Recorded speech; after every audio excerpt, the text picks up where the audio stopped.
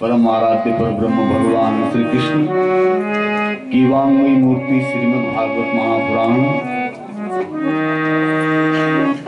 जिसकी कृपामयी छांव में हम सब लोग विराजमान हैं।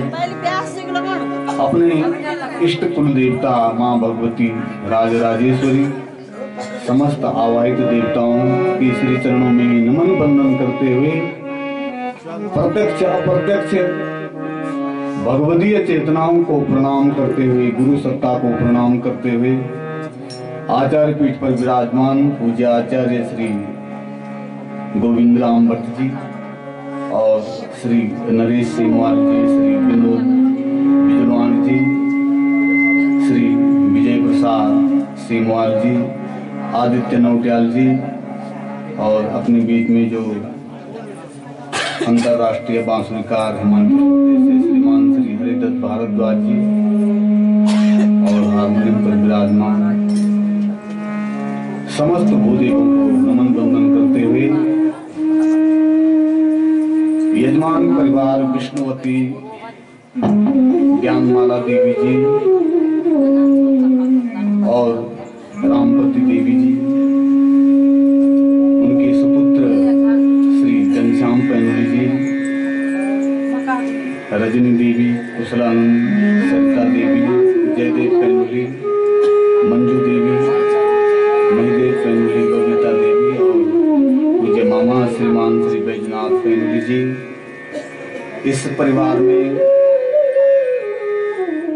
श्री विजेंद्र दत्त पैनुली जी, इंद्रमणि पैनुली, विशालमणि पैनुली, विश्वनाथ पैनुली, बलराम पैनुली, हर्षमणि पैनुली, राधेश्याम पैनुली, ब्रह्मानंद पैनुली, गोपाल पैनुली, सुखदेव, हरदेव, गणपति, जयप्रकाश, सूर्यदेव, आदित्यवर्धन, चंद्रवर्धन, गोविंद पैनुली, अखिलेश पैनुली, हर्षवर्धन, शिवम, समस्त पैनुली इष्ट मित्र और इस परिवार के जितने भी नाते रिश्ते इष्ट मित्र दीदी जी हैं, श्रीमती दुर्गा देवी जी, भगवान की अहेतु की कृपा से विष्णुवती पुप्पू जी, रामपति देवी और ज्ञानमाला देवी जी की सद प्रेरणा से उनके पुत्रों के द्वारा अपने पिताजी, जिन्होंने गत वर्ष इस पांच भौतिक शरीर को छोड़ करके यहाँ से चले गए, उनके वार्षिक श्राद्ध के पावन उपलक्ष्य पर उनके सुपुत्रों के द्वारा मां ने तो सद प्रेरणा दी और उस सद प्रेरणा को सहर्ष स्वीकार किया उनके पुत्रों ने, और फिर उनके पुत्रों के द्वारा अपने पिताजी और इस परिवार के जितने भी पितृ देवता हैं सबके उद्धार के लिए, और उनके उद्धार के लिए नहीं, उनके उद्धार के साथ साथ हम सब लोगों के कल्याण के लिए यहाँ पर श्रीमद् भागवत की कथा कल से प्रारंभ हुई है। ये सब भगवान की कृपा है। मनुष्य जन्म के जब कहीं जन्मों के पुण्य उदय होते हैं तब हमें दिव्य सत्संग की प्राप्ति होती है। भाई जी के मन में श्री जयदेव जी और श्रीमान श्री घनश्याम पैनुली जी और पूज्य मामा श्री बैजनाथ पैनुली जी के मन में शुभ संकल्प जागा। मामा जी कहते थे कि यार इस साल जो है मेरे ज्येष्ठ भ्राता श्रीमान श्री जगन्नाथ पैनुली जी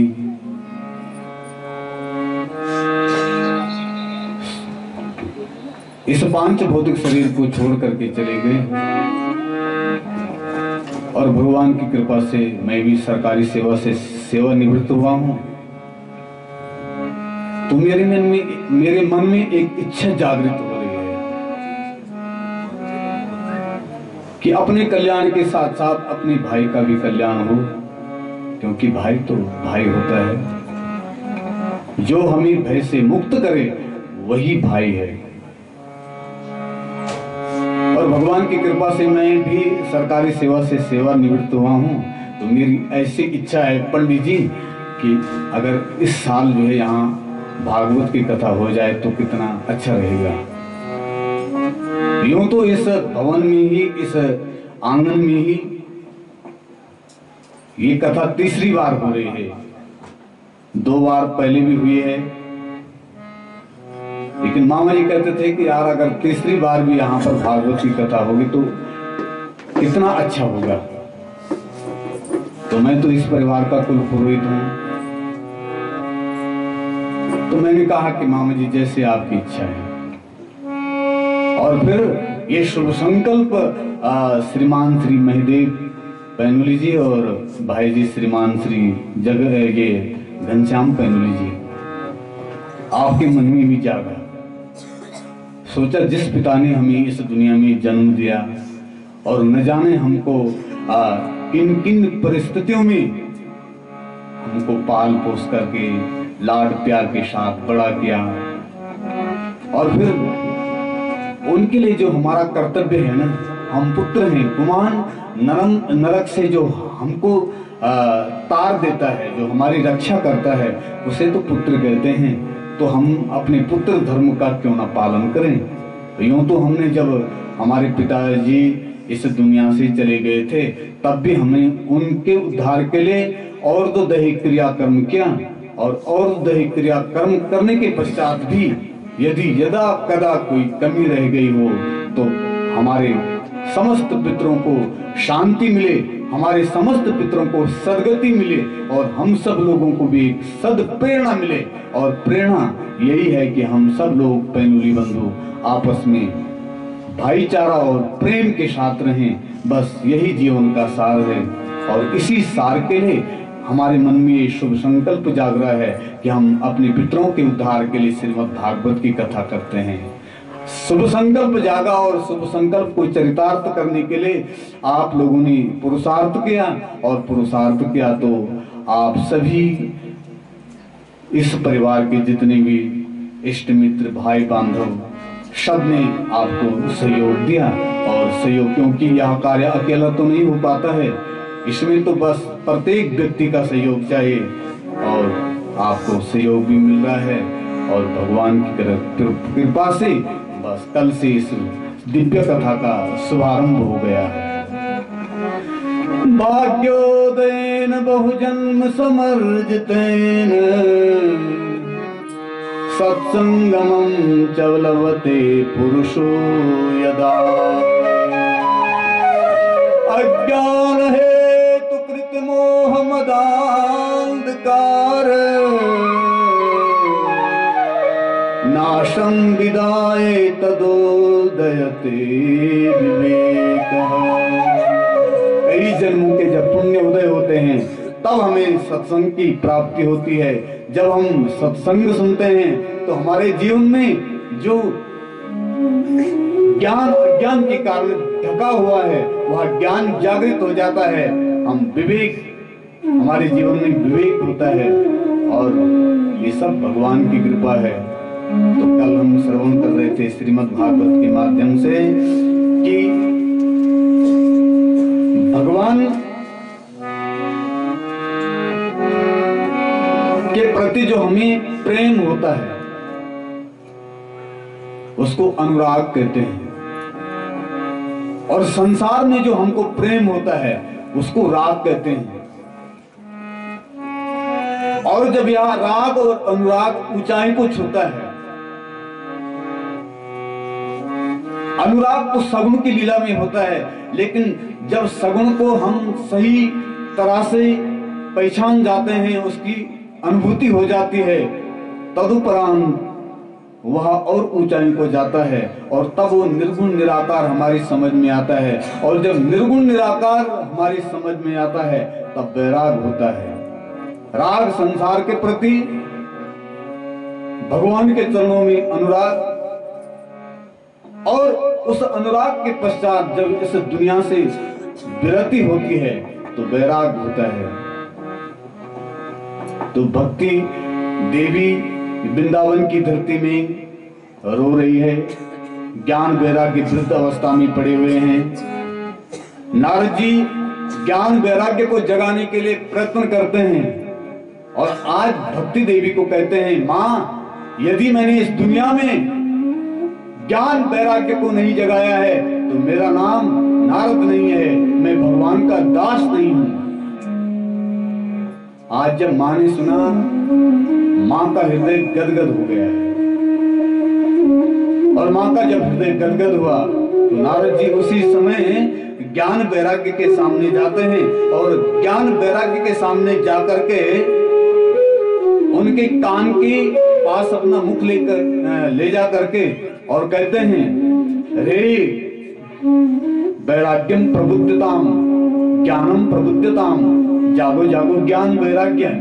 लेकिन जब नहीं जगे तो फिर गीता का सहारा लिया और गीता पाठ करने लगे, लेकिन गीता पाठ से भी ज्ञान वैराग्य नहीं जगे। तब वेद पुराणों का पठन पाठन करने लगे, लेकिन ज्ञान वैराग्य एक क्षण के लिए जागे, पुनः उसी स्थिति में बस अचेत अवस्था में पड़ गए। अब तो नारद जी को बहुत बड़ी चिंता हो गई, वेद पुराणों से भी ज्ञान वैराग्य नहीं जागे, मैंने गीता का पाठ किया, गीता पाठ से भी नहीं जागे, अब क्या करूं। उसी समय नारद जी को प्रेरणा हुई कि आप सत्कर्म करो, सत्कर्म करो। लेकिन सत्कर्म की जो परिभाषा है, सत्कर्म किसे कहते हैं, या तुम्हें जो साधुओं में जो साधु भूषण हैं, परमहंस हिमालय की कंदराओं में जो तप करते करते जीवन को खपा देते हैं, वे लोग बताएंगे। अब उनकी ढूंढ करने के लिए नारद जी चल पड़ते हैं। पृथ्वी को सर्वोत्तम समझ करके हरिद्वार में आए, कुरुक्षेत्र में आए, श्रीरंगम सेतुबंध रामेश्वरम में गए, लेकिन वहां नारद जी को दिखाई दिया कि वहां तो सत्यम नास्ति तपसोचम दयादानम न विद्यते उदरम वर्णो जीवा बरा का कोट भाषिणः। तीर्थों में दर्शन किया, तीर्थ में लोग सत्य नहीं बोलते। सत्यम नास्ति तपः शौचम, न पवित्रता है, न तन की पवित्रता है, न मन की पवित्रता है, बस केवल उदरम भरणो जीवा। प्रत्येक जीव उदर पूर्ति के लिए ही कर्म करता है और वाणी बोलता है तो बड़ी कड़वी वाणी बोलता है। कैसे उद्धार होगा, क्या करूं। तीर्थों की यहाँ स्थिति देखी और तीर्थों की स्थिति देख करके नारद जी का मन बेचैन है और अब नारद जी ने मन बना लिया कि मैं भू वैकुंठ बद्रीनाथ धाम में जाता हूं और वहां जाकर के भगवान बद्रीश वहां रहते हैं, नित्य निवास हैं, वहां जाकर के भगवान की आराधना करूंगा, भगवान की तपस्या करूंगा और भगवान ही मुझे सत्कर्म की परिभाषा बताएंगे। और इस उद्देश्य से नारद जी चल पड़े हैं भू वैकुंठ बद्रीनाथ धाम में और वहां जाकर के सनकादि ऋषि भी सत्संग की यातना के लिए बद्रीनाथ धाम में आ रखे हैं। वहां से नारद जी यहाँ सनकादि सनक सनंदन सनातन और सनत कुमार 4 ऋषि मुनि वहां बैठे हैं। जैसे ही आज नारद जी को देखा बस हृदय गदगद हो गया। नारद जी आप यहाँ कैसे आए हैं? तो नारद जी ने कह दिया कि महाराज संसार के लोगों का कल्याण कैसे हो, इस बात के लिए मैं यहाँ आ रखा हूँ और सारी कहानी सुना दी। सनकादि ऋषि ने कहा कि नारद जी चिंता मत करो, सत्कर्म सूचको नूनम ज्ञान यज्ञ स्मृतो बुधे श्रीमद् भागवतालाप सतुगीत सुकादिरी। श्रीमद् भागवत की जो कथा है वो सत्कर्म है। यज्ञ अनेक हैं, ज्ञान यज्ञ है, योग यज्ञ है, ये सब जो है क्रिया सूचक है, इनके लिए क्रिया करनी पड़ती, कर्म करना पड़ता है। लेकिन श्रीमद् भागवत की कथा ज्ञान यज्ञ है, केवल अपना श्रवण सिद्ध कर लो और कानों से इस कथा का रसपान करो, बस आनंद आ जाएगा। तो नारद जी ने कहा कि महाराज जी इस कथा से ज्ञान वैराग्य का दुख दूर होगा। यह कैसे? मैंने तो वेद वेदांत का पाठ किया, वेद वेदांत के पाठ से वो नहीं जगे तो इस भागवत की कथा से कैसे जगेगी? तो तब ना सनकादि ऋषियों ने कहा कि नारद जी, आप श्रीमद् भागवत को सामान्य समझते हैं क्या? वेदोपनिषदां सारा जाता भागवती कथा, अत्युत्तमा तथो भाति पृथग्भूता फलाकृति।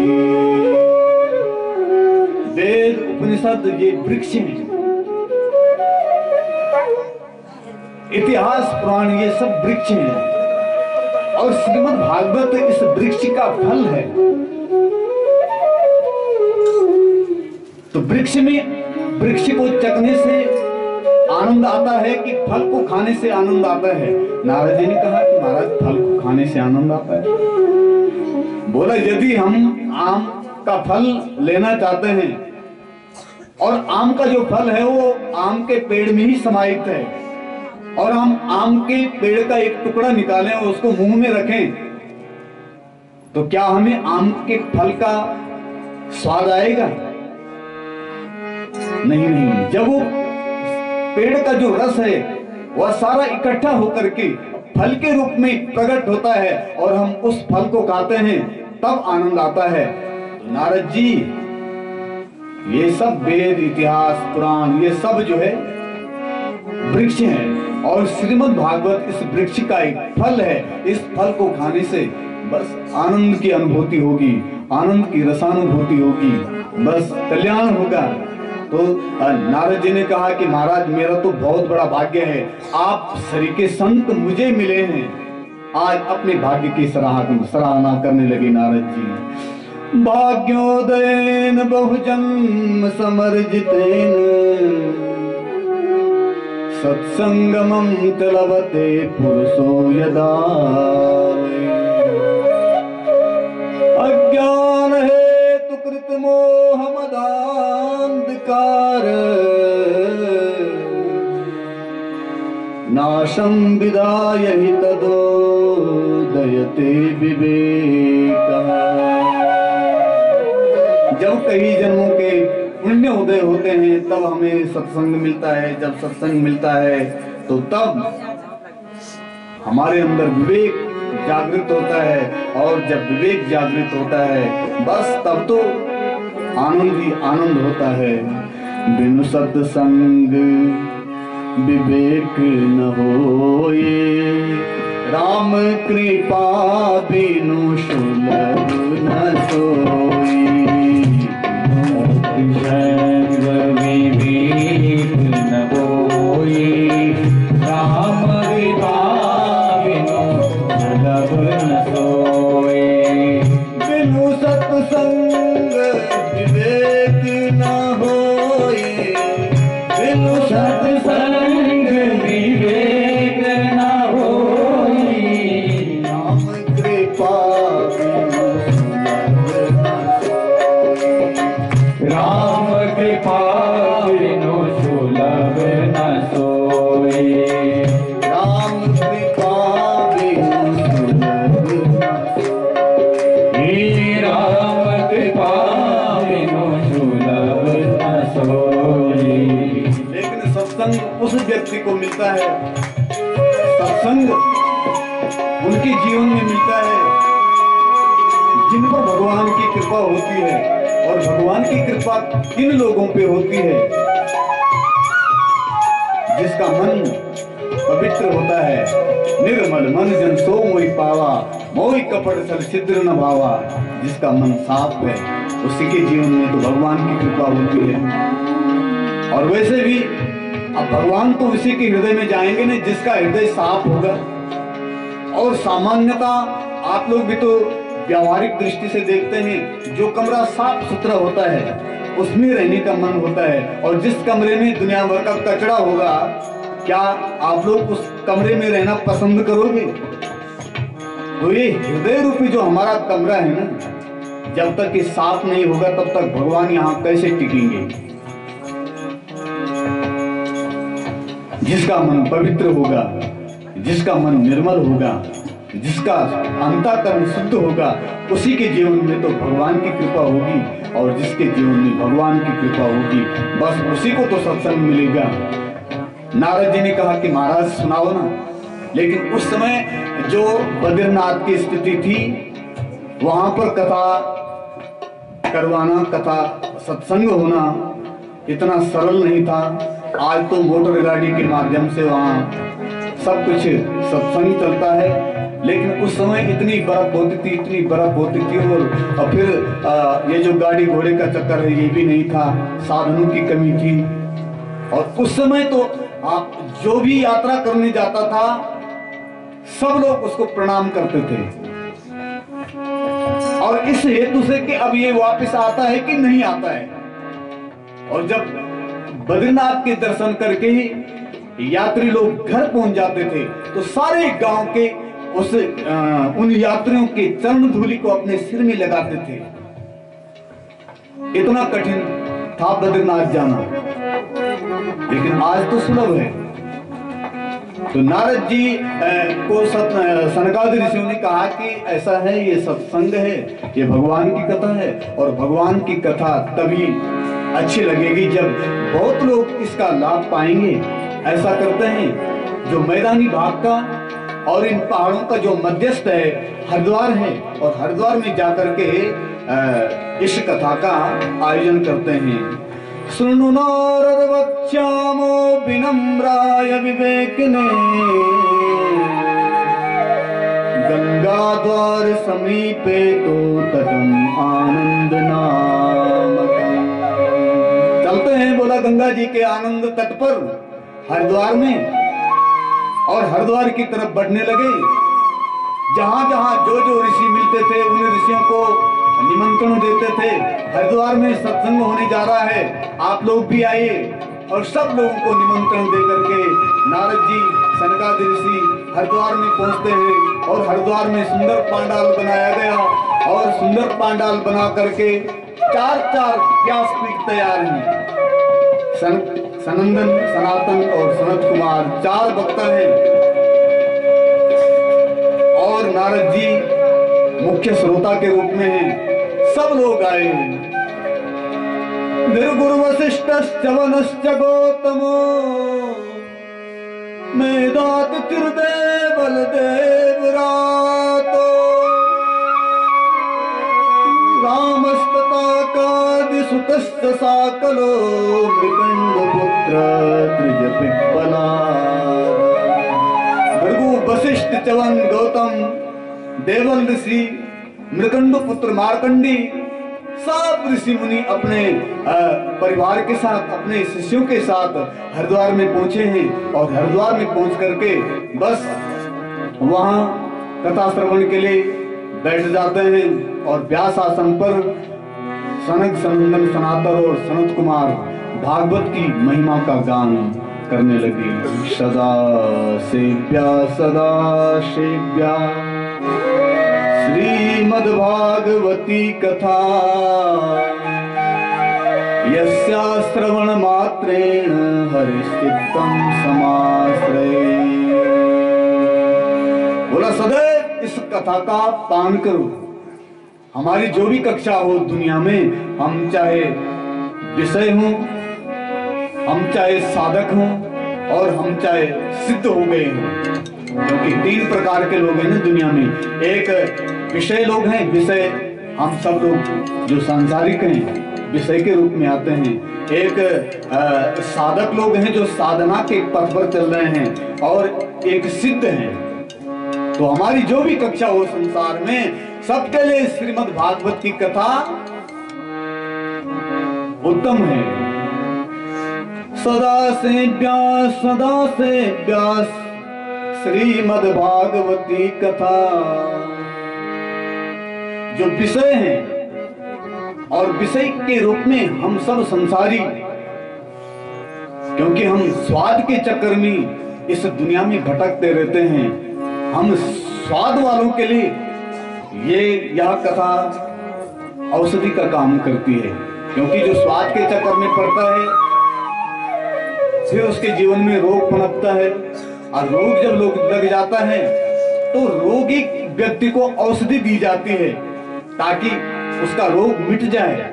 और हम सब संसारियों को जो है सबसे बड़ा रोग है भवौषधि का, ये जो जन्म मरण का जो रोग है, जो दुख है, इस दुख से छुटकारा पाने के लिए बस हम सब लोगों के लिए यह श्रीमद् भागवत की कथा औषधि है। और जो साधक के रूप में है, जो साधना के लिए तैयार हो गए हैं, उनके लिए श्रीमद् भागवत की कथा सद्गुरु का काम करती है। और जो हिमालय की कंदराओं में तप करते करते करते सिद्ध हो गए हैं, उनके लिए भी श्रीमद् भागवत की कथा जरूरी है और उनके लिए रसायन के रूप में है। औषधि हम तब लेते हैं जब हमारे शरीर को रोग लग जाता है, और यदि हमारी ऐसी इच्छा हो कि हमारे शरीर को रोग लगे ही नहीं है, इसके लिए रसायन का पान किया जाता है। तो हमारी जो भी कक्षा हो दुनिया में, हम सब लोगों के लिए श्रीमद् भागवत की कथा सदा सेव्या श्रीमद् भागवती कथा यस्य स्मरण मात्रेण हरिश्चित्तम समाश्रये। बोला सदैव उसका पान करना चाहिए। अरे हो सके तो 2-4 अध्यायों का पाठ, लेकिन इतना भी संभव नहीं है तो एक श्लोक का पाठ, और उसमें भी अनुष्टुप छंद वाला। कृष्णाय वासुदेवाय हरे परमात्मने प्रणतः क्लेशनाशाय गोविंदाय नमो नमः। एक छोटा सा श्लोक अनुष्टुप छंद वाला, और अनुष्टुप छंद में 32 अक्षर होते हैं और उसमें भी 8-8 अक्षर का एक चरण, 8-8 वर्ण का एक चरण। कृष्णाय वासुदेवाय एक चरण, हरे परमात्मने दूसरा चरण, प्रणतः क्लेश नाशाय तीसरा चरण, और गोविंदाय नमो नमः चौथा चरण। बोला श्लोक कार्दम, एक श्लोक का पाठ करो। एक श्लोक का पाठ भी नहीं कर सकते हैं, आधा श्लोक का आधा भी नहीं पढ़ सकते हो तो एक चरण गोविंदाय नमो नमः। भाई इतना कह दो बस। राजसूय अश्वमेध यज्ञ का जो फल होता है, बस इतने कहने मात्र से ही हमको श्रीमद् भागवत का संपूर्ण फल प्राप्त हो जाता है। यह है कथा का सार। हरिद्वार के आनंद वन में सनकादि ऋषियों ने श्रीमद् भागवत की महानता को गाया, और इस महानता के कारण, इस महत्ता के कारण वृंदावन की धरती में ज्ञान भक्ति वैराग्य जो वृद्धावस्था को प्राप्त थे, बस वहां उनका जो दुख है और वृद्धत्व है वहां जागा, और जागे ही नहीं बल्कि तरुणावस्था को प्राप्त हुए, और तरुणावस्था को प्राप्त ही नहीं हुए, बस वहां से चल पड़े और चलते चलते हरिद्वार की ओर चलने लगे। तत्रैव गंगा यमुना त्रिवेणी गोदावरी सिंधु सरस्वती च सर्वाणि तीर्थानि भवन्ति तत्र यत्राच्युतोदार कथा प्रसंगः। गंगा यमुना सरस्वती प्रयाग काशी गोदावरी हरि क्षेत्र सब सकल शरीर धारण करके ज्ञान भक्ति और वैराग्य के साथ हरिद्वार की तरफ जाने लगे, और जाने ही नहीं लगे, गाने लगे श्री कृष्ण गोविंद हरे मुरारे हे नाथ नारायण वासुदेव श्री कृष्ण गोविंद। आप लोग भी अपना मुझसे जरूर भगवान होगा, हे नाथ नारायण वासुदेव हमारी वाणी पवित्र हो जाली, और कथा यहाँ पर हो रही है वहाँ हेतु पुण्य होगा। इसलिए भाव से और ताली बजा बिल्कुल आनंद चित्त से आप भगवान का नाम गाओ। हे नाथ नारायण वासुदेव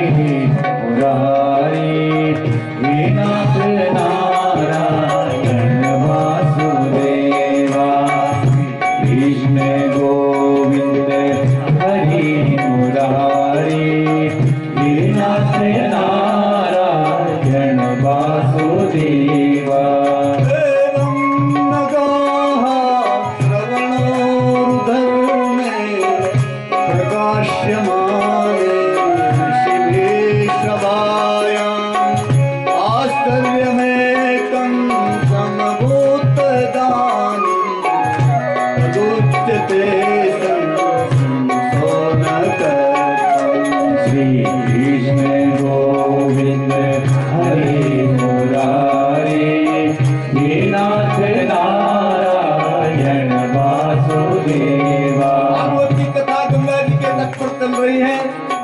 सनत कुमार भागवत कथा के की महिमा को प्रकट कर रहे थे। उसी वक्त एक आश्चर्य हुआ, बोला हरिनाम करता हुआ एक संघ आया और उस संघ को हरिद्वार में सबने देखा। बोला ये कौन है? और वह संघ अपनी मस्ती के साथ गा रहा था श्री कृष्ण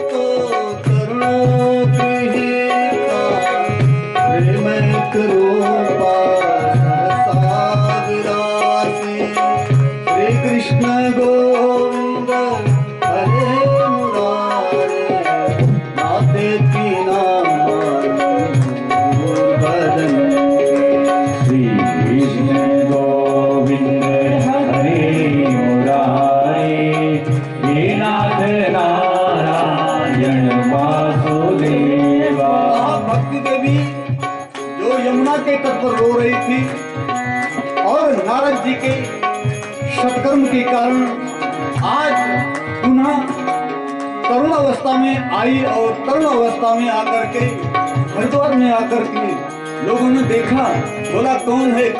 तो नारद जी ने कहा, सनकादि ऋषियों ने कहा कि ये भक्ति महारानी है और भक्ति महारानी अपने पुत्र ज्ञान और वैराग्य को लेकर के यहाँ आई है हरिनाम संकीर्तन करते हुई। तो लोगों ने कहा कि महाराज ये भक्ति रानी है। उसी समय भक्ति माँ कहने लगी, भवद् विरतेव कृतास्मि पुष्टा कलि प्रणष्टापि कथा रसेन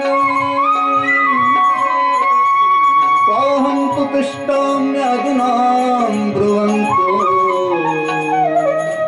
ब्रह्माइदं तां गिरिमूर्छिते।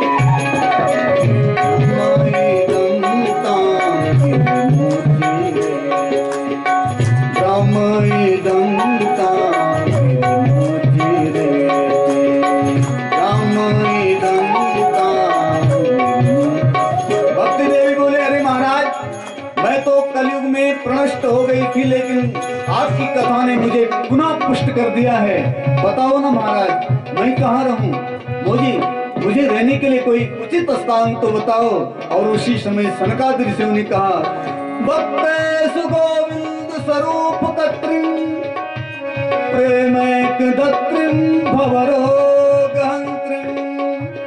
सात्वं च तिष्ठस्व सुधैर्य संश्रया निरंतरं वैष्णवमानसा।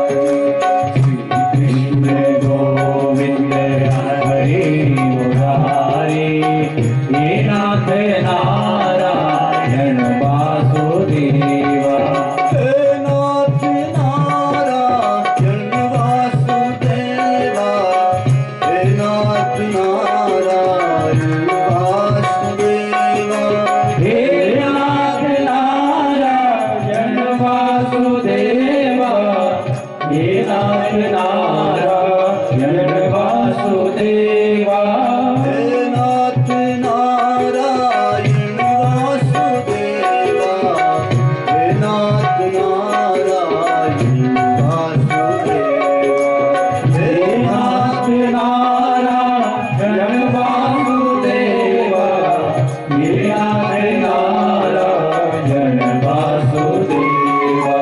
श्री कृष्ण गोविंद हरे मुरारे, हे नाथ नारायण वासुदेवा। श्री कृष्ण गोविंद हरे मुरारे, हे नाथ नारायण वासुदेवा।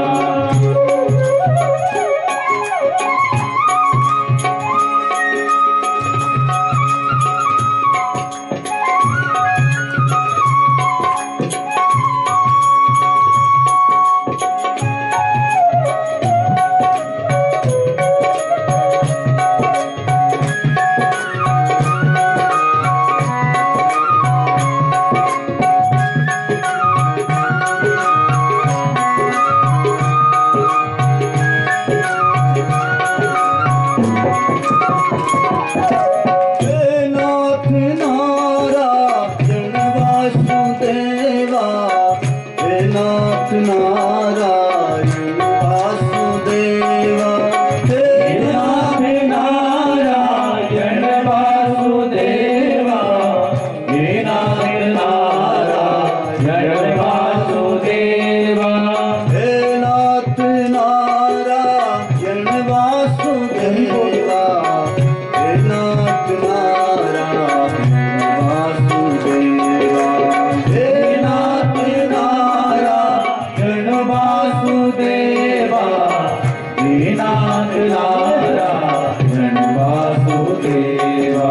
श्री कृष्ण गोविंद हरे मुरारे, हे नाथ नारायण वासुदेवा। श्री कृष्ण गोविंद हरे मुरारे, हे नाथ नारायण वासुदेवा।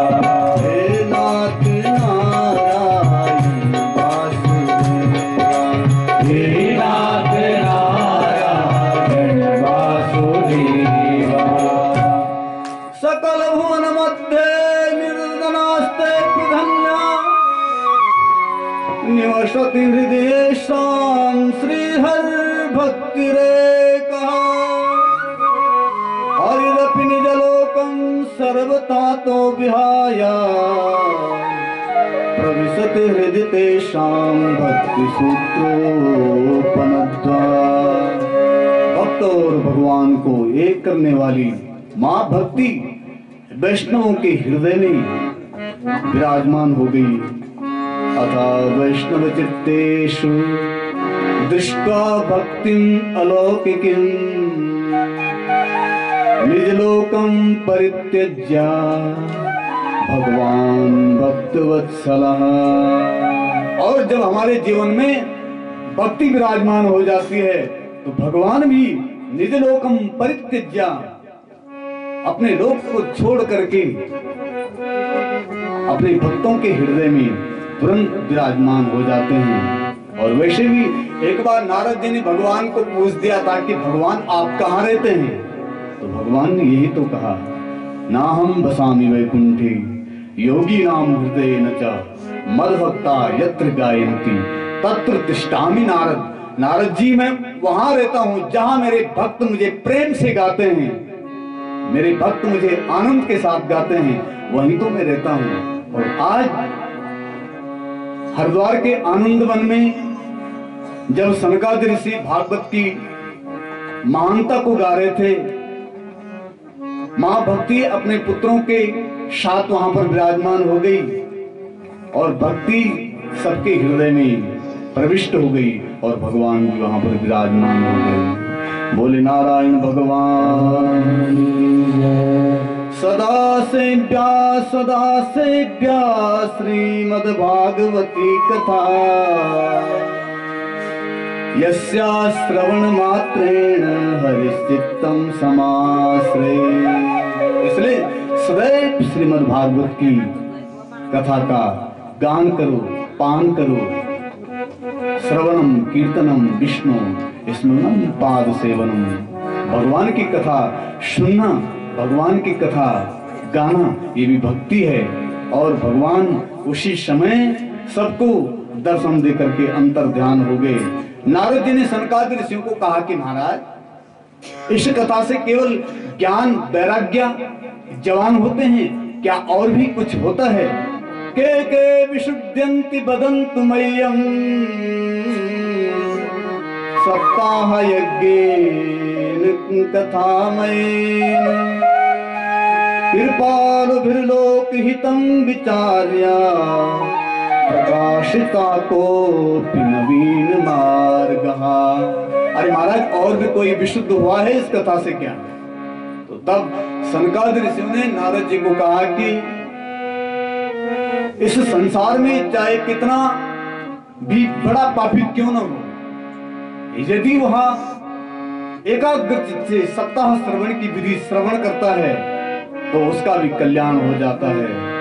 ये मानवा पाप कृतस्तु सर्वदा सदा दुराचार रताभिमार्गा क्रोधाग्नि दग्धा कुटिलाश्च कामिनः सप्ताह यज्ञेन कलोपुनन्तिते। जो मनुष्य सदा और सर्वदा पाप करता रहता है और अपने आप भी गलत मार्ग पर चलता है और लोगों को भी गलत रास्ता दिखाता है और हर समय क्रोध रूपी अग्नि से जलता रहता है, जब दिखाता है का मुख पर केवल क्रोध है क्रोध, झगड़े झगड़ा, हर समय क्रोध रूपी अग्नि से जलता रहता है और न उसकी नीति अच्छी है।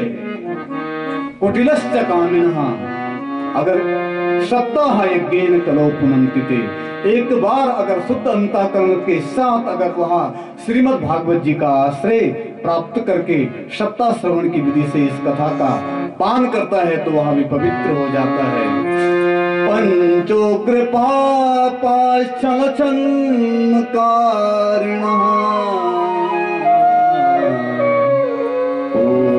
पिशाश्चैव निर्दयाश्च ब्रह्मस्वपुष्टा व्यभिचारकारिणः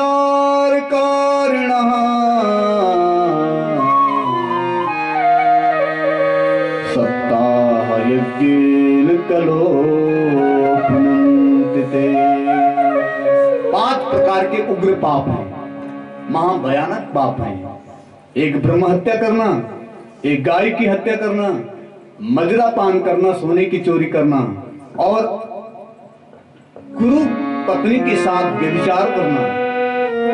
लेकिन जो इन 5 प्रकार के उग्र पापों को करता है और फिर न जिसका उठने का समय है, न सोने का समय है, न खाने का समय है, उसको व्यवहारिक दृष्टि में कहते हैं अरे यार बोल तू क्या इन पिशाचों की चारण लगी, मन की तो मन की बनी तेरव है। क्योंकि मनुष्य तो वही है जिनकी दिनचर्या ठीक है, जिसका उठने का समय है, खाने का समय है, सोने का समय है, संसार में व्यवहार चलाने का समय है। वो हमारे सब भुगते क्यों तुम 8 बजे 9 बजे खड़े उठ सकदा उठते हैं, न हमारो उठने को समय, न हमारो खाने को समय, न हमारो सेना को समय है। तो हम सब पिशाच योनि में हैं, हम सब प्रेत हैं। प्रेत केवल वही नहीं है कि जो मर गया है और जिसकी सदगति के लिए कोई शुभ कर्म नहीं हुआ है। जीते जी हम सब लोग प्रेत योनि में भटक रहे हैं। प्रेत वही तो है जिसका ना खाने का समय है, ना उठने का समय है, ना बैठने का समय है, जिसका हृदय भी ठीक नहीं है, जिसका मन भी ठीक नहीं है। ब्रह्मस्व पुष्टा व्यभिचार कारिणा सप्ताह यज्ञेन कलोपुनन्तिते। ब्रह्मस्व पुष्टा, और ब्राह्मण के घर में जिसने जन्म ले रखा है, ब्राह्मण के अंश से पलता हो और व्यभिचार करता हो, यदि वह मनुष्य भी जो पथभ्रष्ट हो जाता है, जो महाभयानक पापी बन जाता है, यदि श्रीमद् भागवत जी की कथा का एक बार दत्त चित्त होकर के श्रवण, सप्ताह श्रवण की विधि से अगर सुनता है तो पवित्र हो जाता है, पवित्र हो जाता है। तब सनकादिक ऋषि ने कहा कि अब मैं इस विषय में एक तुम्हें इतिहास सुनाता हूँ। और इतिहास का मतलब होता है घटी हुई घटना का यथार्थ वर्णन। उसमें अपनी तरफ से कुछ बड़ा चढ़ा करके कुछ नहीं कहना, बस जैसी घटना घटी उस घटना को उसी रूप में व्यक्त करना। और तब कहा तुंगभद्रा तटे पूर्वम अभूत पत्तनमुत्तमम्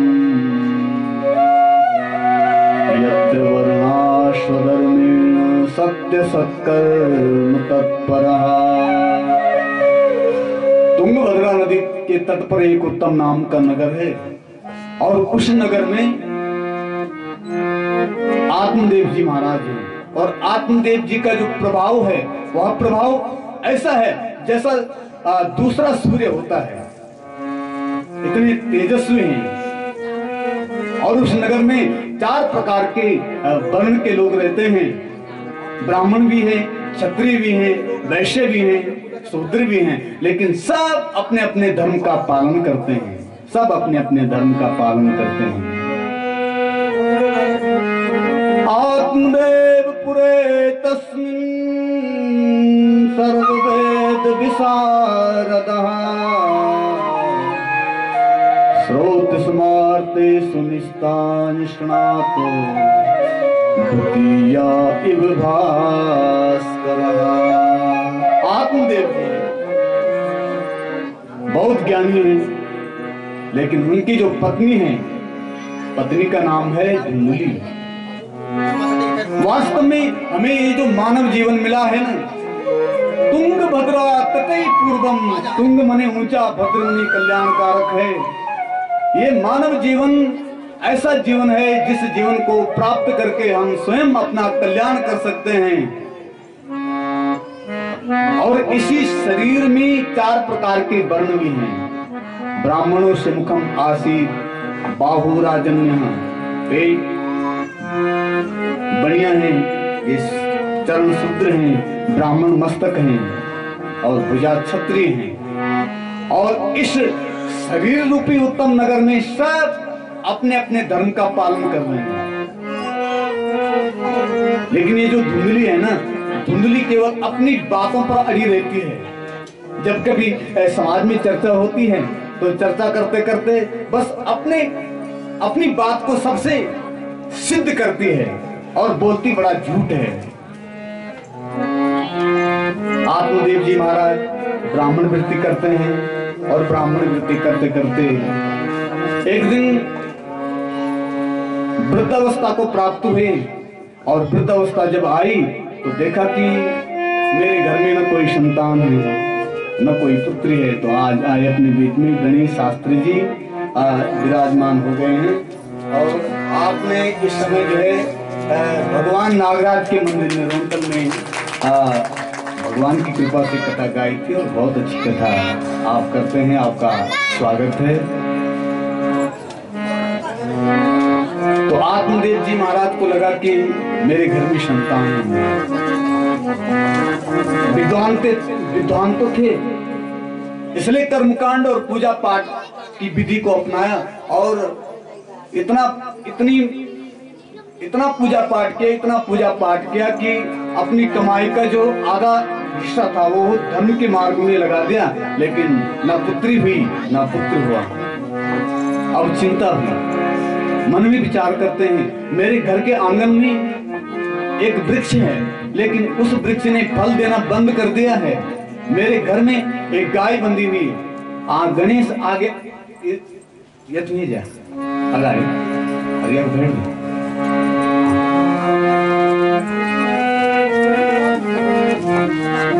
तो आत्मदेव जी विचार करते हैं कि मेरे घर में गाय बंधी हुई है, उसने भी बच्चा देना बंद कर दिया, वहां भी बांझपन में है।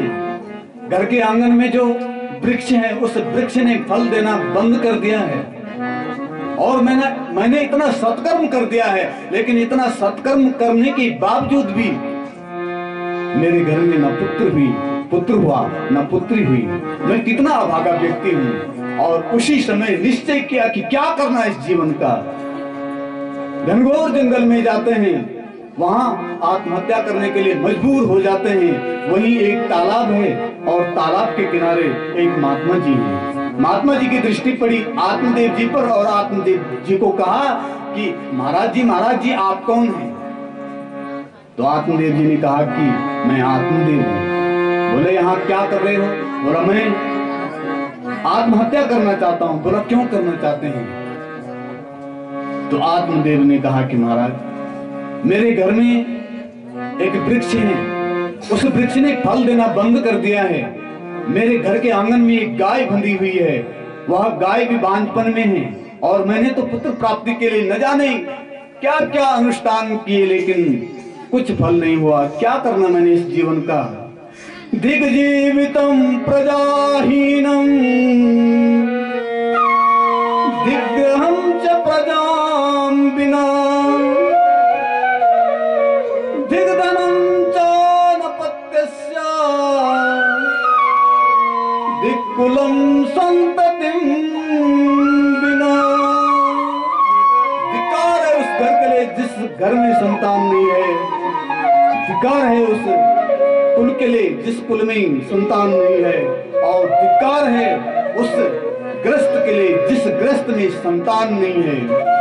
महात्मा जी को पता लग गया। महात्मा जी ने सोचा इसको तो संतान का नशा चढ़ा हुआ।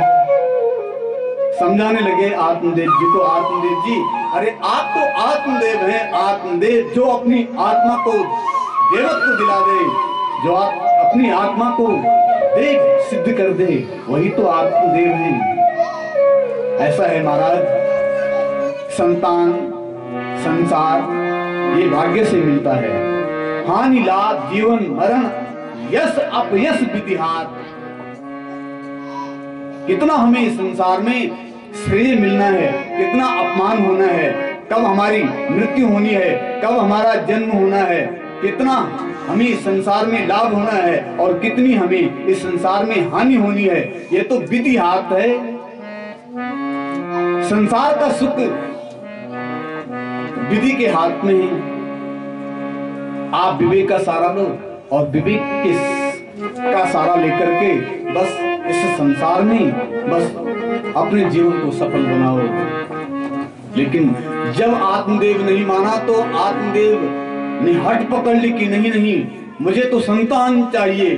अब महात्मा जी समझ गए। महात्मा जी ने कहा कि आत्मदेव जी सप्त जन्मा वदितव पुत्रो नैव च नैव च। अरे मैं तुम तो एक जन्म की बात करते हो, मैंने तुम्हारे भाग्य की रेखा पढ़ ली है। एक जन्म की बात तो छोड़ो, सप्त जन्मा वदितव पुत्रो नैव च नैव च। सप्त जन्मा वदितव पुत्रो नैव च नैव च। और संस्कृत की एक विशेषता होती है, जब किसी शब्द को बार बार रिपीट करता है, पुनरावृत्ति करता है, तो उसका कोई विशेष अर्थ होता है। आत्मदेव जी पहली बात तो यह है कि तुम्हारे भाग्य में 7 जन्म की अवधि में कोई संतान है ही नहीं, संतान का सुख नहीं है। लेकिन यदा कदा अगर महात्माओं की संतों की कृपा अगर हो भी गई तो पुनः तेरे काम नहीं आएगी। नैव च नैव च। इसलिए विवेक का सहारा लो। और आत्मदेव ने कहा कि रहने दो महाराज जी, विवेक मुझे नहीं जचता है न पचता है। अगर आप कुछ कर सकते हो तो मुझे संतान दे दो। और महात्मा जी तो सिद्ध थे, हाथ उठाया ऊपर, एक फल लिया और फल लेकर के आत्मदेव जी को सौंपते हैं। आत्मदेव जी इस फल को आप अपनी पत्नी को खिला देना और इस फल को खाने से तुम्हारे घर में बहुत सुंदर संतान पैदा होगी। लेकिन इसके लिए तुम्हारी पत्नी को 1 साल तक चूल्हे के ऊपर जो पका हुआ अन्न है बस उसी अन्न को खाना है, इधर उधर का खाना बंद कर देना है। पवित्रता के साथ अगर तुम्हारी पत्नी इस फल को खाकर के नियम लेगी तो बहुत अच्छी संतान होगी। आत्मदेव जी बहुत प्रसन्न हुए। उसी समय अपने घर में आए और घर में अपनी पत्नी धुंधली को कहा कि धुंधली, आज तो भगवान की कृपा हो गई है, संत का आशीर्वाद मिल गया है, ब्राह्मणों का आशीर्वाद मिल गया है, इस फल है ना, इस फल को खाओ और इस फल को खाने से संतान पैदा होती है। लेकिन इसका नाम ही है धुंधली, और धुंधली का मतलब धुंधलापन है, धुंधलापन। जब जब हम संसार में अपने विचारों को, अपनी बातों को स्पष्ट रूप से व्यक्त नहीं करते हैं, घुमा फिरा के करते हैं, धुंधलापन आ जाता है। वही धुंधलापन, यही धुंधली है। न इसकी मति ठीक है, न बुद्धि ठीक है, न सोच ठीक है। यह मन में विचार करती है कि इस फल को खाने से संतान होगी, ये कैसा फल है। और कहा आत्मदेव जी को, महाराज जी इस फल को रख दो, मैं खा लूंगी, अभी तो मैं घर का काम काज कर रही हूँ, जब मैं इस कामकाज से निवृत्त हो जाऊंगी तब मैं इस फल को खा लूंगी। और ब्राह्मण को धन केवल भिक्षा। आत्मदेव जी ब्राह्मण वृत्ति के लिए कहीं दूर गांव में चले गए। अब धुंधली मन में विचार करती है कि इस फल को खाने से संतान होगी, और संतान होगी तो मेरा पेट बढ़ेगा, पेट बढ़ेगा तो शरीर की शक्ति क्षीण हो जाएगी। लेकिन अगर वो धर्म पत्नी होती तो सही सोचती, लेकिन ये तो धुंधली है, धुंधली है, ये पत्नी है। जो पत्नी उसको कहते हैं जो पति का पतन कर दे, और धर्म पत्नी वो है जो पति को, बिगड़े हुए पति को सुधार दे, धर्म के मार्ग पर ले जाए, उसी का नाम धर्म पत्नी है। और धुंधली पत्नी है, धर्म पत्नी नहीं।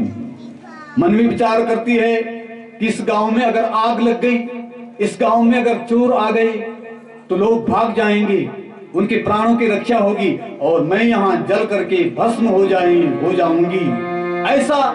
ऐसी चिंता हो गई आज धुंधली को। और चिंता चिता से बढ़कर के है। चिता में तो मरा हुआ व्यक्ति जलता है, लेकिन चिंता में तो जीवित व्यक्ति मर जाता है, सूख जाता है, खत्म हो जाता है। आज जब चिंता कर रही है धुंधली, तो चिंता करते करते इसका शरीर दुबला पतला हो गया है। एक दिन इसकी बहन आई, इसकी बहन ने इसको देखा, दुबली पतली है, क्या हुआ बहन, किस बात की चिंता है तुझे। तो धुंधली ने अपनी बहन को सारी व्यथा सुना दी। बोला, ये जो तुम्हारे जीजा जी है ना, आत्मदेव जी, इन्होंने ये फल लाया है और कहा है कि इसको खाने से पुत्र होगा, और पुत्र होगा। तुझे तो पता है कि मैं प्रसव पीड़ा सहन नहीं कर सकती हूँ। ब्याउर की उर्की पर पीर को बांझ समाज में जानत को है। ब्याउर की उर्की पर पीर को बांझ समाज में जानत को है।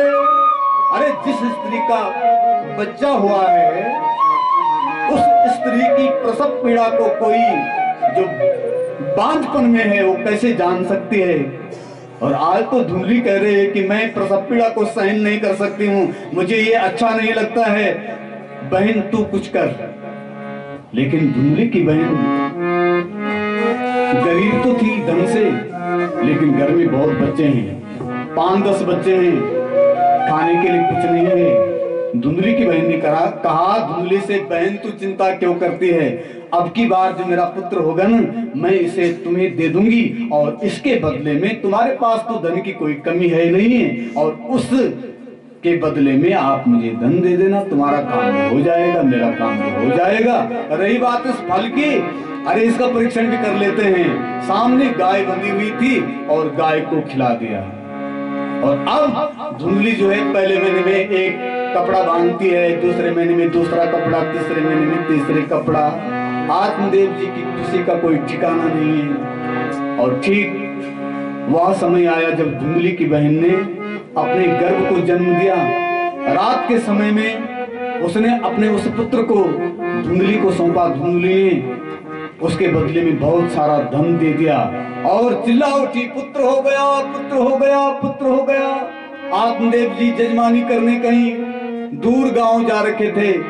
सुबह आए और सुबह के समय में जब उनको पता लगा कि मेरे घर में बालक का जन्म हो गया है, बस अब तो उनकी खुशी का कोई ठिकाना नहीं रहा और नाच रहे हैं और भगवान का नाम गाने लगे।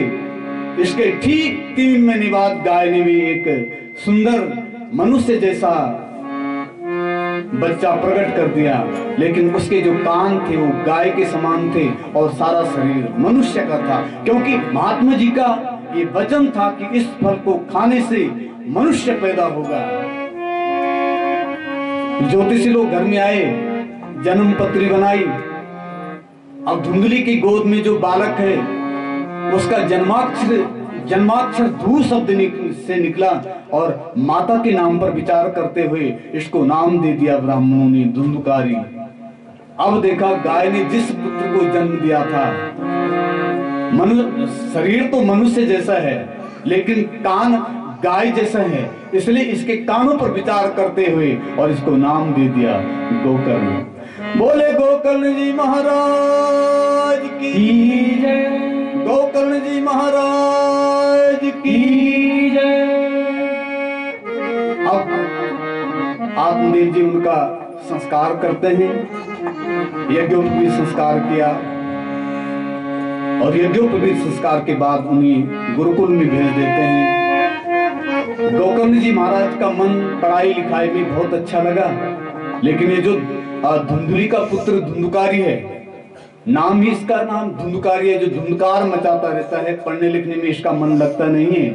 कभी किसी के बच्चों को उठा करके तालाब में फेंक देता है, कभी किसी को 2-4 झापट मार देता है और धुंधकार मचाता रहता है।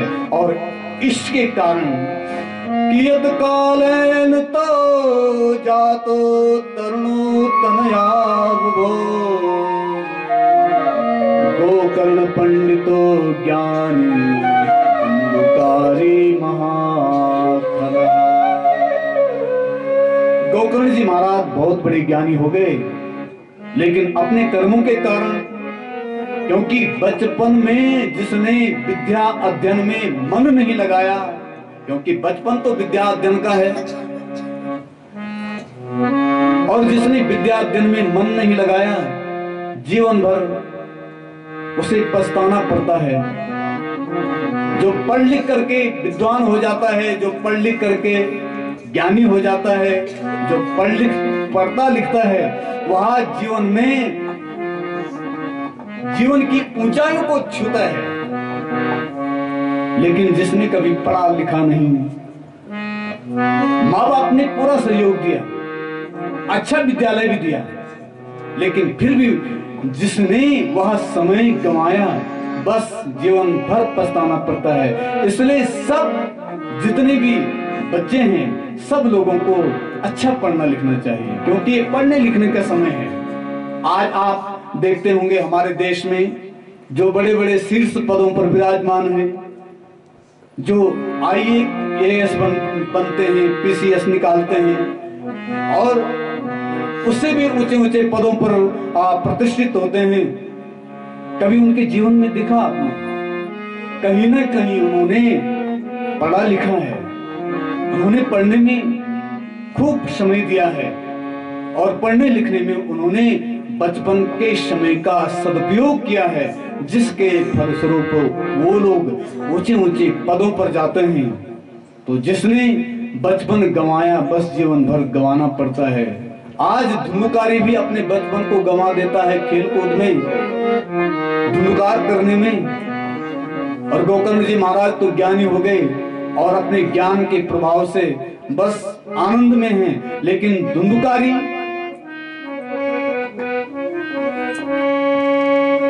अपने धुंधकार के कारण फिर गलत व्यसनों में गए, क्योंकि जो पढ़ता लिखता है उसके अंदर समझ होती है कि मुझे इस जीवन में क्या करना है, क्या नहीं करना है, क्या गलत है, क्या सही है, क्या अच्छे व्यसन है, क्या दुर्व्यसन है, क्या मुझे अपने जीवन में धारण करने हैं। लेकिन जो पढ़ता लिखता नहीं है, जो बचपन को गंवा देता है, फिर वो गलत व्यसनों में, गलत परंपराओं में चल पड़ता है और फिर गलत जब व्यसनों में जाता है तो हम लोग सोचते हैं कि हम व्यसनों को भोग रहे हैं, हम मदिरा पान कर रहे हैं, हम बीड़ी पी रहे हैं, लेकिन एक समय वह आता है जब वो मदिरा हमको ही पी जाती है, वो बीड़ी हमको ही पी जाती है। भोगान भुक्त्वा वयमेव भुक्त्वा तृष्णान जीर्णो वयमेव तृष्णा। भोग हम नहीं भोगते हैं, वो भोग हमको ही भोग लेते हैं। बाकी ये जो संसार की तृष्णाएं हैं ये कभी पूरी नहीं होती है, बस बढ़ती रहती है, बढ़ती रहती है, बढ़ती रहती है। जब तक इस जीवन को समाप्त नहीं कर देती है तब तक बिल्कुल धधकती रहती है, बढ़ती रहती है। लेकिन पढ़ लिख करके एक सही समझ होती है और सही समझ सही समाज का निर्माण करती है। इसलिए आज तुंगभद्रा नदी के उत्तम नाम के नगर में धुंधुकारी का धुंधकार मचा हुआ है। और रात के समय में एक दिन अपने पिताजी के पास गए, पिताजी पिताजी मुझे पैसा दो, मुझे पैसा दो। लेकिन सुपुत्र के लिए क्या कमाना है और कुपुत्र के लिए क्या बचाना है? अगर कुपुत्र हो गया तो बस करोड़ों की संपत्ति को भी क्षण भर में नष्ट कर देगा, और अगर सुपुत्र हो गया तो घर में कुछ नहीं है फिर भी करोड़ों की संपत्ति तैयार कर देता है। आज धुंधुकारी तो केवल धुंधुकार मचा रहा है। अपने पिताजी को कहा कि पिताजी पैसा लाओ। आज आत्मदेव जी ने कहा कि धुंधुकारी मेरे पास कहाँ पैसा है, जो पैसा था वह तो तूने गंवा दिया है, अब कहां से मैं तुझे पैसा दूं। और उसी समय धुंधुकारी ने एक चाटा मारा अपने पिताजी को, और जैसे ही आत्मदेव जी को चाटा मारा, आज आई महात्मा जी की याद। ओहो, महात्मा जी ने सही कहा था कि यह संसार ये पुत्र ये किसी का नहीं होते हैं, और सही कहा था कि सप्त जन्मा वदितव पुत्रो नैव च, तुम्हारी किस्मत में पुत्र सुख नहीं है, नहीं है, तुम विवेक का सहारा लो। अब क्या करूं, कहां जाऊं? क्व तिष्ठामि क्व गच्छामि को मे दुःखं व्यपोहये, प्राणस्त्यजामि दुःखेन आकष्टं मम संस्थितम्। अब कहां जाऊं, कौन मेरी रक्षा करेगा, कौन मुझे इस संसार समुद्र से बचाएगा? निर्देहमाद्यं सुलभं सुदुर्लभं प्लवं सुकल्पं गुरुकर्णधारम् मयानुकूलेन नवस्वतेरितं पुमान् भवाप्तिं न तरेत् सात्मः। ये मानव जीवन हमें बड़ी मुश्किल से मिला है।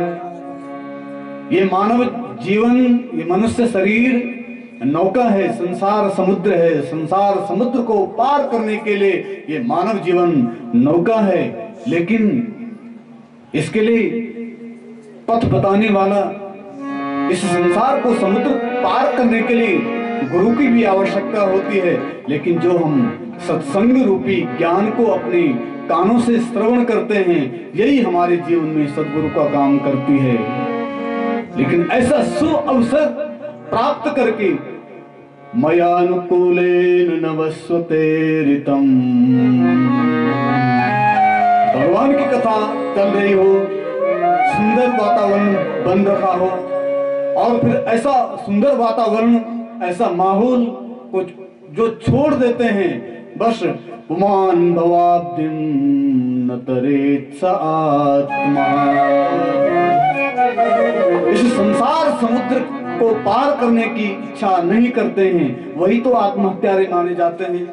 आत्महत्या केवल बस इतना नहीं है कि जहर पी लेना, जहर पी के मर जाना और नदी में छलांग मार देना, इतना ही नहीं है। जीते जी यदि हमने अपने आत्मा का उद्धार स्वयं नहीं किया तो हम सब लोग आत्मघाती के रूप में माने जाते हैं। अब क्या करूं, कौन मेरी रक्षा करेगा? ध्यान में आया, मेरे घर में तो एक पुत्र है जो गाय की कृपा से मुझे मिला है। गोकर्ण जी के पास गए, पुत्र पुत्र अहो बंदो कृपा सिंधु भ्रातुर्मामासमोचया।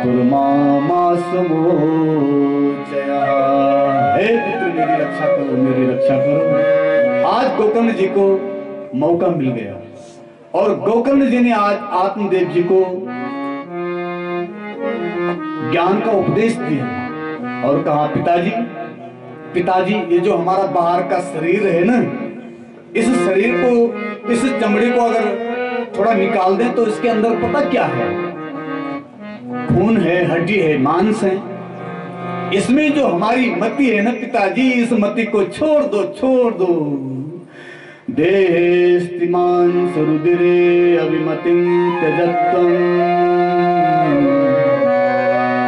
जाया सुतादिषु सदा ममतां विमुञ्चः। पश्यानिशं जगदिदं क्षणभङ्गनिष्ठम्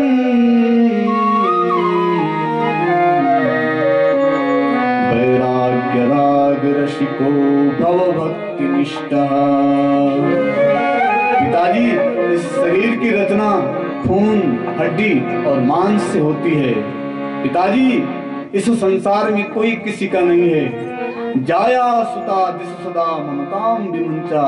ये संसार में, स्त्रियों में, परिवार में जो आपकी ममता है, इस ममता को छोड़ दो पिताजी, छोड़ दो। पश्यानिशं जगदिदं, ये जो संसार दिखाई दे रहा है पिताजी, यह अन्वय व्यतिरेक के माध्यम से भगवान का इस संसार को रचने में संबंध तो है, लेकिन भगवान इस संसार से अलग है। इस शरीर को रचने में भगवान का सहयोग है, संबंध है, लेकिन इस शरीर के साथ भगवान लिप्त नहीं है। इसलिए पिताजी ये जो संसार दिखाई दे रहा है झूठा है, झूठा है। धर्मं भजस्व सततं त्यज लोक धर्मान सेवस्य साधु पुरुषान् जहि काम तृष्णा अन्यस्य दोष गुण चिंतनमासु मुक्त्वा सेवा कथा रसमहो नितरां पिबध्वम्। पिताजी संसार के धर्म को छोड़ दो पिताजी, छोड़ दो। धर्मं भजस्व सततं त्यज लोक धर्मान। लोगों के धर्म को छोड़ो पिताजी। हम तो सनातन धर्म में हैं और हमारा सनातन धर्म कितना श्रेष्ठ है। जीते जी भी हमें किस प्रकार से जीवन को चलाना है या हमें धर्म सिखाता है। और जिस जीव का यह पांच भौतिक शरीर छूट जाता है, गिर जाता है, उसके लिए, उसके उद्धार के लिए भी हमारे सनातन धर्म में क्या श्रेष्ठ पद्धति है।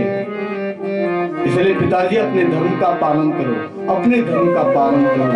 त्यज लोक धर्मान सेवा कथा रसमहो नितराम पिबध्वम्। और रामचरितमानस में तुलसी बाबा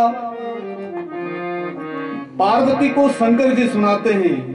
उमा कहूँ मैं अनुभव अपना, उमा कहूँ मैं अनुभव अपना, उमा कहूँ मैं अनुभव अपना, उमा कहूँ मैं अनुभव अपना।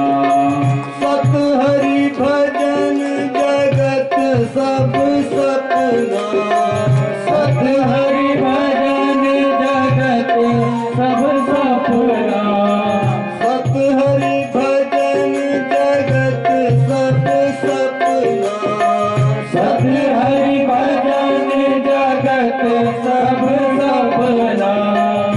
माँ कहूँ अनुभव अपना, माँ कहूँ मैं अनुभव अपना।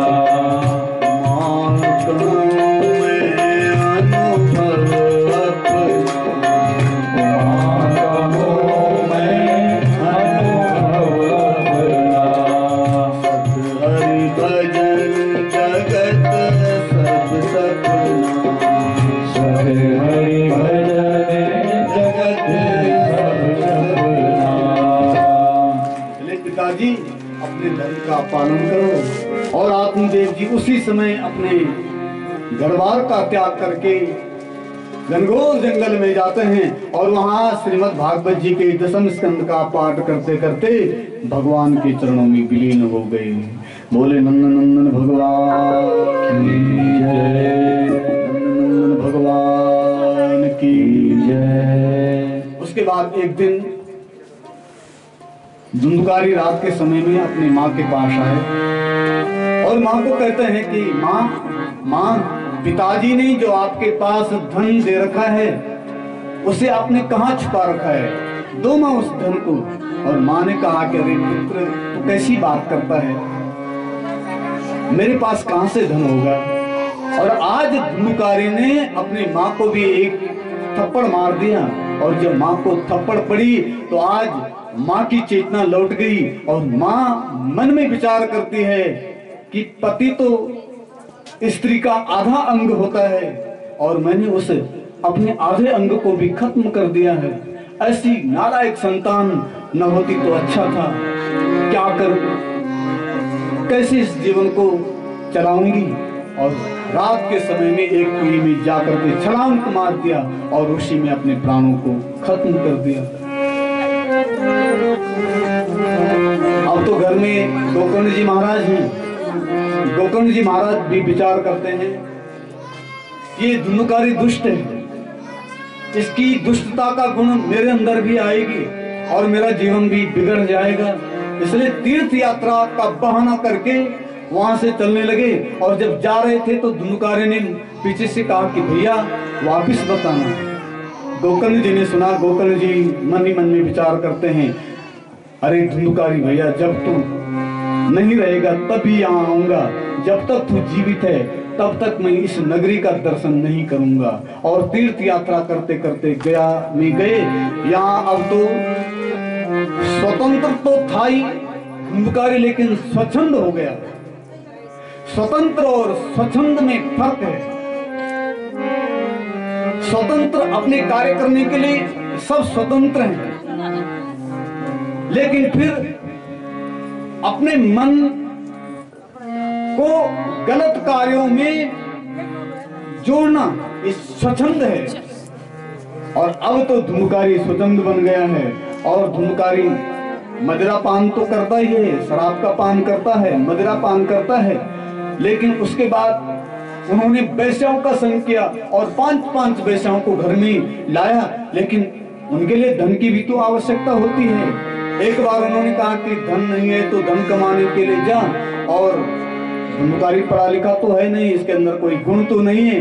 एक दूर कहीं गांव में जाकर के एक राजा की चोरी करके बहुत सारा धन उन वेश्याओं के सामने रखा। उन्होंने देखा कि इतनी जल्दी इसने यह धन कहां से लाया, लगता है इसने चोरी करी। तो जिसका धन लाया है वह इसको पकड़ेगा, इसकी भी पिटाई होगी और हमारी भी पिटाई होगी। इसलिए क्यों ना ऐसा करते हैं, न रहेगी बांस और न बजेगी बांसुरी। रात के समय में मदिरा पान करके धुंधकारी जब घर में प्रवेश करता है, चारपाई के ऊपर लेट गया और चारपाई के जो 4 चरण होते हैं, बस 5 वेश्याओं ने रस्सी के द्वारा इसके हाथ पांव बांधे और फिर गले में रस्सी डाली। दो ने इधर से खींचा, दो ने इधर से खींचे। लेकिन जो अति पापी होता है, अति दुष्ट होता है, उसके प्राण भी सहज रूप से नहीं निकलते हैं। जब इसके प्राण सहज रूप से नहीं निकले तो ये छटपटाया और जब छटपटाया तो 5वीं वैश्य ने जलते हुए अंगार इसके मुख में डाले और तब तो शरीर को छोड़ना ही पड़ता है। बस ऐसी स्थिति में धुंधकारी मर गया।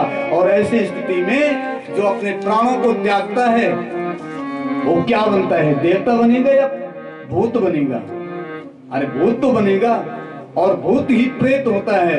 प्रेत शरीर को प्राप्त कर दिया धुंधकारी ने। और प्रेत का जो शरीर होता है उसे भूख लगती है लेकिन भोजन कर नहीं सकता है, प्यास लगती है लेकिन पानी पी नहीं सकता है। वो हमको देखता है लेकिन हम उसको नहीं देख सकते हैं। ऐसा कष्टमय शरीर होता है प्रेत शरीर।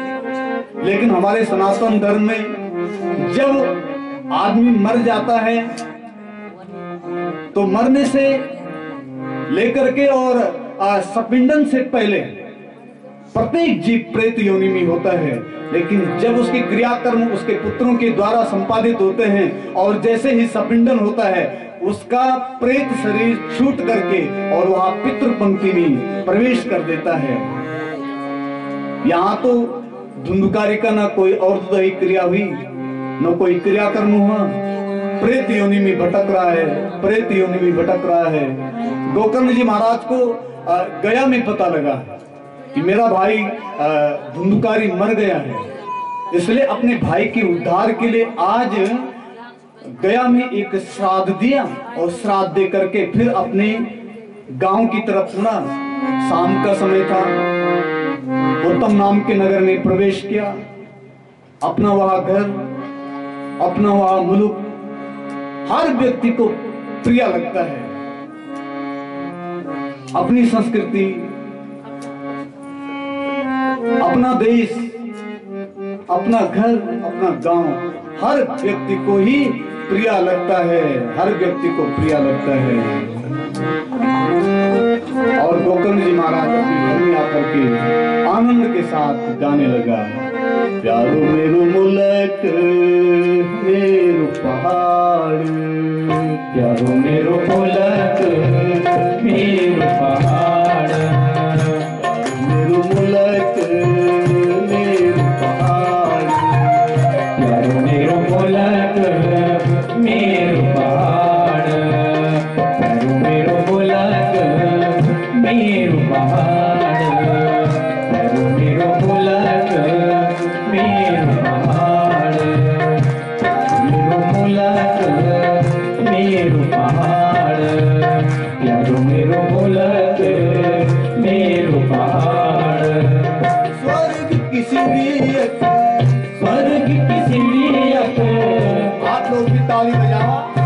अरे आप लोग भी तो अपना गाँव, अपना गांव, अपनी संस्कृति, अपने लोग, इससे बड़ा स्वर्ग कौन हो सकता है? तो ताली बजा करके आप भी अपने मुख से गाओ, प्यारो मेरो मुल्क मेरो पहाड़, प्यारो मेरो मुल्क मेरो पहाड़, मेरो मुल्क मेरो पहाड़, प्यारो मेरो मुल्क मेरो पहाड़। स्वर्ग की सीढ़ी, स्वर्ग की सीढ़ी, स्वर्ग की सीढ़ी, स्वर्ग की सीढ़ी, स्वर्ग की सीढ़ी, स्वर्ग की सीढ़ी, स्वर्ग की सीढ़ी, मोक्ष के द्वार,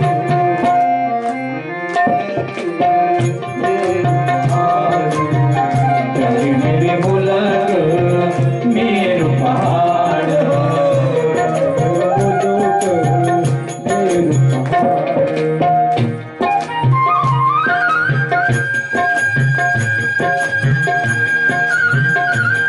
ये हो।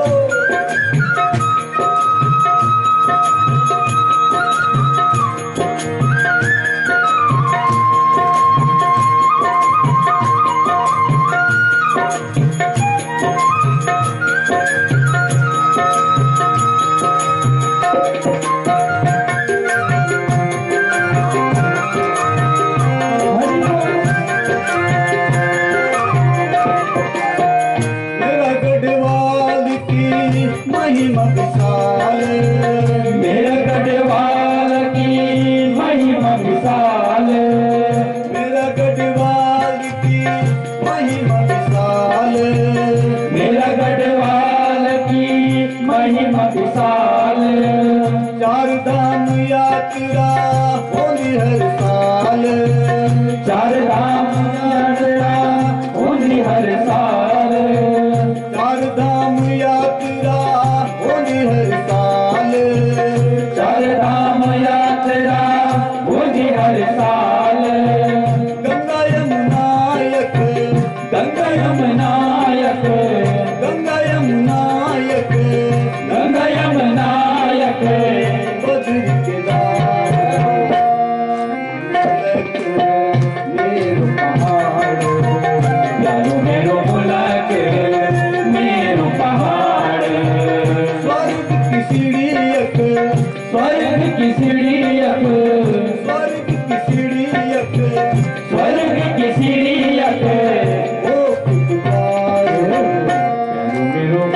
मुलक मेरु पहाड़, मेरु मुलक मेरु पहाड़ हो।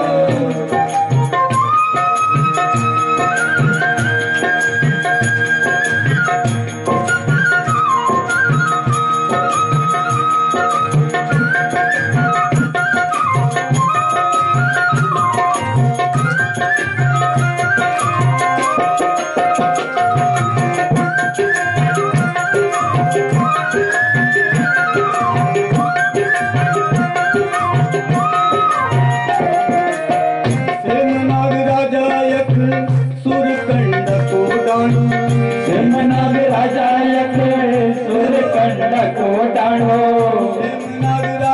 यख सुरकंड को डाणो, सेमनाग राजा यख सुरकंड को डाणो।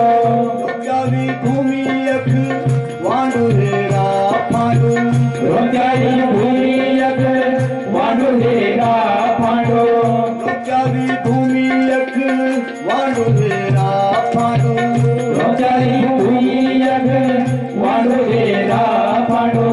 ठंडी ठंडी हवा यख, ठंडी हवा यख, ठंडी ठंडी हवा यख,